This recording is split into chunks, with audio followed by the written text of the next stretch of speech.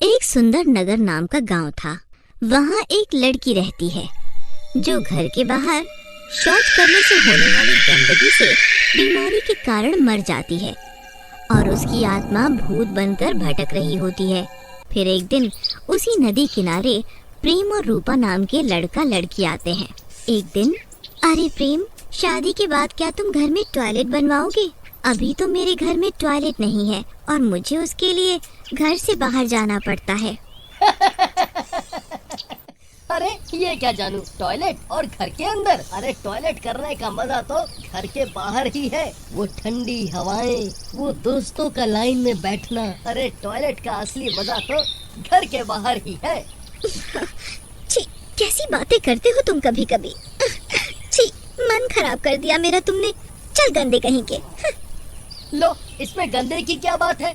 मैं तो सच बोल रहा हूँ। प्रेम और रूपा ये बातें कर रहे होते हैं और पेड़ के पीछे से वही भूतनी रूपा की ये सारी बातें सुन रही होती है।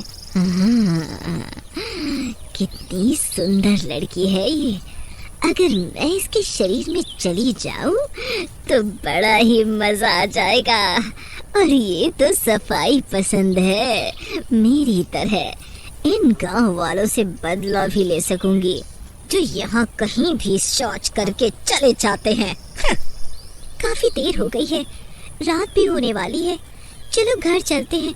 सुना है यहाँ कोई भूतनी रहती है। भूतनी? और यहाँ?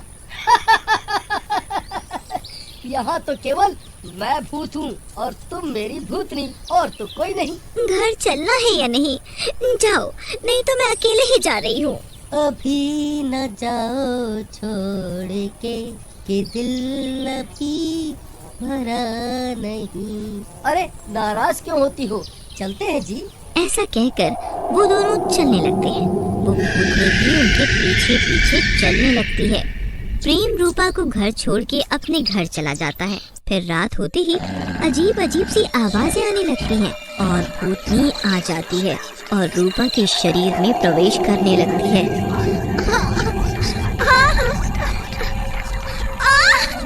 कौन है जो मेरे शरीर में घुस रहा है?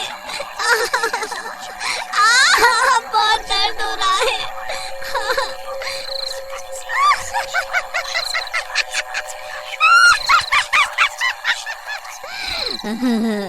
मैं नदी किनारे वाली चुड़ैल हूँ। अब तो मैं तेरे शरीर में रहूंगी और अपने जवानी के सारे मजे करूंगी जो मैं जिंदा रहते हुए नहीं कर पाई। अरे लेकिन मैं ही क्यों? गांव में तो और भी लड़कियां हैं। मुझे छोड़ दो, मुझे छोड़ दो। क्योंकि तुझे भी मेरी तरह गंदगी पसंद नहीं है। मेरी मौत का कारण भी ये गंदगी ही थी, इसलिए मैं अब तेरे शरीर में रहूंगी और जितने लोग नदी किनारे आकर गंदगी मचाते हैं उन सब से बदला लूंगी। ऐसा कहकर वो भूतनी रूपा के शरीर में प्रवेश कर जाती है। अगले दिन रूपा की सहेली पूनम रूपा को सुबह सुबह शौच के लिए लेने आती है। वहाँ भूतनी बनी रूपा भी उनके साथ चलने लगती है। इतने में रूपा की सहेली पूनम रूपा को बोलती है, अरे ओ रूपा, आज तो चुप चुप चल रही हो, क्या हुआ? लगता है पेट में दर्द है, प्रेशर तेज है क्या? और ये मुंह क्यों ढक रखा है? आज तुझे बड़ी शर्म आ रही है। रूपा अपना घूंघट उठाती है। चुप कर, ज्यादा हंसी आ रही है क्या? बहुत गंदगी फैलाती है तू। ऐसा कह के भूतनी बनी रूपा पूनम पे हमला कर देती है। अरे मर गई रे, मर गई। अरे मर गई रे, मर गई। कोई तो बचाओ, बचाओ मुझे। और उसे मार डालती है। फिर रूपा वापस अपने घर चली जाती है। अगले दिन फिर रूपा की दूसरी सहेली प्रिया उसे सुबह सुबह बुलाने आती है और आवाज लगाती है, रूपा, ओ रूपा, चलना नहीं है क्या? चलना है, इसलिए तो मैं यहाँ आई हूँ। वाह, क्या शिकार है, इसे भी मार दूंगी। हाँ। इस तरह भूतनी प्रिया को भी जंगल में ले जाकर मार देती।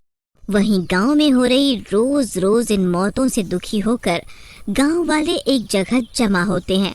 धनिया भैया, हम सोचा था कि क्यों ना हर औरत के साथ उसका मर्द जाए, ताकि पता तो चले कि माजरा का है और ये सब मौत काहे को हो रही है। बात तो ठीक कहा था भाई, लेकिन ये सब औरत मानेगी?